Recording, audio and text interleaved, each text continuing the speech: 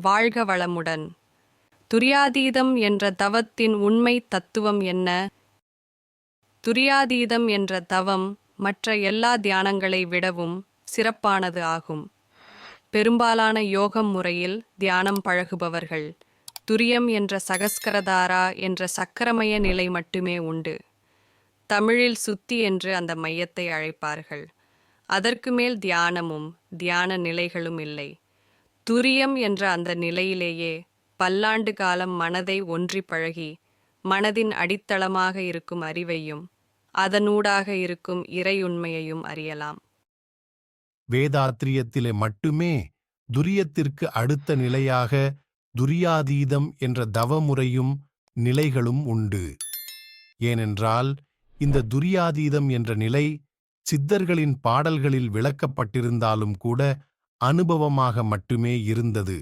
ஆனால் வேதாத்ரி மகரிஷி அவர்கள் அந்த அனுபவத்தை தான் பெற்றது மட்டுமல்லாமல் மற்ற அன்பர்களும் பெற வேண்டும் என்றே துரியத்தில் பெற்ற இறை அனுபவத்தைக் கொண்டு துரியாதீத தவமாக வடிவமைத்தார்.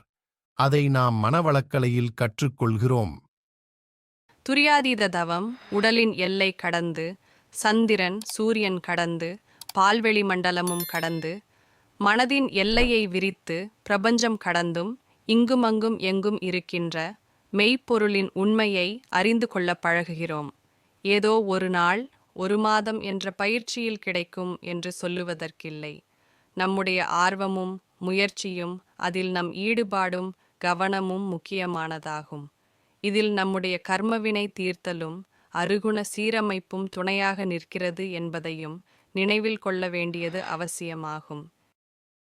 துரிய தியானம் செய்வதின் வழியாக பல்லாண்டு கால அனுபவத்தில் கிடைக்கும் உண்மையை முன்னதாகவே குருவின் தீட்சை வழியாக நாம் அதை விளக்கமாக பெற்றுக்கொள்கிறோம். பிறகு துரியாதீத தவத்தில் அந்த விளக்கங்களை அனுபவமாக பெறுகின்றோம் என்பதே உண்மை.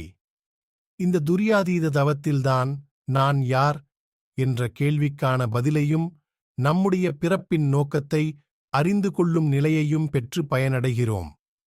துரியாதீதத்தின் பெருமை உணர்ந்து தவம் செய்து இறையுண்மை அறிவோம். மேலும் இந்த துரியாதீத தவம் குறித்த விளக்கங்களின் காணொளி இணைப்பு இந்த பதிவின் கீழே தரப்பட்டுள்ளது. அதன் வழியாக நீங்கள் மேலும் பல உண்மை விளக்கங்களை அறிய முடியும். துரியாதீத தவம் செய்வதற்கும் காட்சியாக காண்பதற்கும் உதவும் என்பது உறுதி.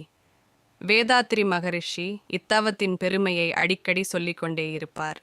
எத்தனையோ தவங்கள் எதற்கு, துரியாதீதம் ஒன்று போதுமே என்றும் அவர் அறிவுறுத்தியுள்ளார். எனினும் ஆரம்ப காலத்தில் ஆக்கினை துரியம் என்ற தவங்களில் நல்ல நீடித்த அனுபவம் முக்கியமானதும் ஆகும். வாழ்க வளமுடன். வணக்கம் அன்பர்களே, வாழ்க வையகம், வாழ்க வளமுடன். வேதாத்திரிய சேனலோடு இணைந்து கொள்ளுங்கள். உங்கள் உடல் நலம், மனவளம், உயிர் வளம் பெருக்கிக் கொள்ளுங்கள். உங்கள் வாழ்க்கையையும் பொருளாதாரத்தையும் உயர்த்திக் கொள்வதற்கான வழிகள் இங்கே சொல்லப்படுகின்றன. இன்றே சப்ஸ்கிரைப் செய்து கொள்ளுங்கள். வாழ்க வளமுடன்.